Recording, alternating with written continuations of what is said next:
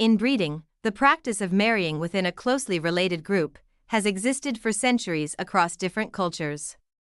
While modern science highlights its dangers, inbreeding remains prevalent in certain communities around the world. But why does this practice persist, despite its well-known risks? And what are the consequences, both genetic and societal, that come with it? From royal families in Europe to isolated tribes in remote parts of the world, inbreeding has been practiced for different reasons. Ancient Egyptians believed that royal blood should remain pure, resulting in sibling marriages among pharaohs. Similarly, in medieval Europe, royal families frequently married within their bloodlines to retain political power and wealth. In remote areas, like certain tribal communities in the Amazon or the Pacific Islands, the practice is sometimes driven by geographical isolation and limited options for suitable partners. The Bedouins of the Middle East and some communities in South Asia also engage in cousin marriages, largely influenced by cultural traditions. Why have so many societies embraced inbreeding? The answer lies deep within the fabric of their history and culture. For many, inbreeding was not just a choice, it was seen as a necessity for social and political stability. In ancient and medieval societies, marriages were powerful tools for forming alliances and consolidating power. In many royal families, marrying close relatives ensured that wealth and influence remained concentrated. The famous Habsburg dynasty in Europe, known for its extensive inbreeding, is a prime example. By maintaining close kin marriages, the Habsburgs sought to preserve political dominance across generations. In some communities, inbreeding is a method of safeguarding cultural identity. Isolated tribes and small ethnic groups fear that marrying outside their community might dilute their traditions, language, and customs. By marrying within the group, they ensure the continuation of their unique cultural legacy. In regions where land or wealth is closely tied to family inheritance, inbreeding can be driven by economic concerns. Many agricultural communities practice cousin marriages to keep landholdings within the family. This ensures that valuable resources are not dispersed through marriage to outsiders. In some cases, religious or traditional beliefs play a significant role.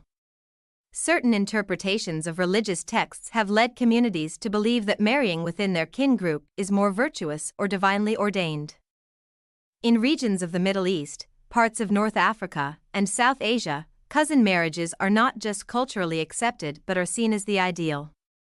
While inbreeding may serve cultural, political, or economic purposes, it comes with significant risks, especially in terms of health.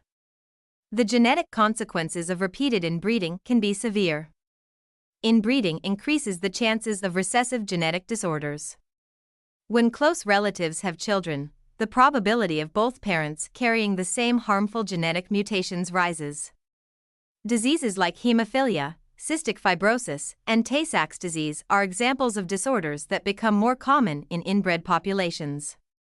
European royal families like the Habsburgs suffered from various hereditary diseases, including the infamous Habsburg jaw, a condition that became prevalent due to centuries of inbreeding. Reduced genetic diversity can weaken a population's ability to adapt to environmental changes or disease outbreaks. A diverse gene pool is essential for the survival of any species, including humans. Inbreeding reduces this diversity, leaving individuals more vulnerable to both physical and environmental stresses. Many studies have shown that inbred populations often experience lower fertility rates. Developmental issues, both physical and mental, are also more common. Children born of closely related parents have a higher risk of birth defects and developmental delays. The Egyptian pharaoh Tutankhamun, who was born of an incestuous union, suffered from multiple physical deformities, likely due to inbreeding. In addition to physical health problems, there are psychological and social consequences. Children born from inbred unions may face social stigmatization, isolation, or psychological struggles due to developmental issues. Families might also feel pressure to conform to traditional practices, even when they understand the risks. History provides us with numerous examples of inbreeding and its consequences. One of the most infamous cases is that of the European Habsburg family. Known for their political power, the Habsburgs engaged in extensive intermarriage among cousins and uncles to preserve their dynasty. This resulted in widespread genetic disorders, including the aforementioned Habsburg jaw and frequent cases of mental instability. Another notable example is ancient Egypt, where rulers like King Tutankhamun were born from sibling marriages.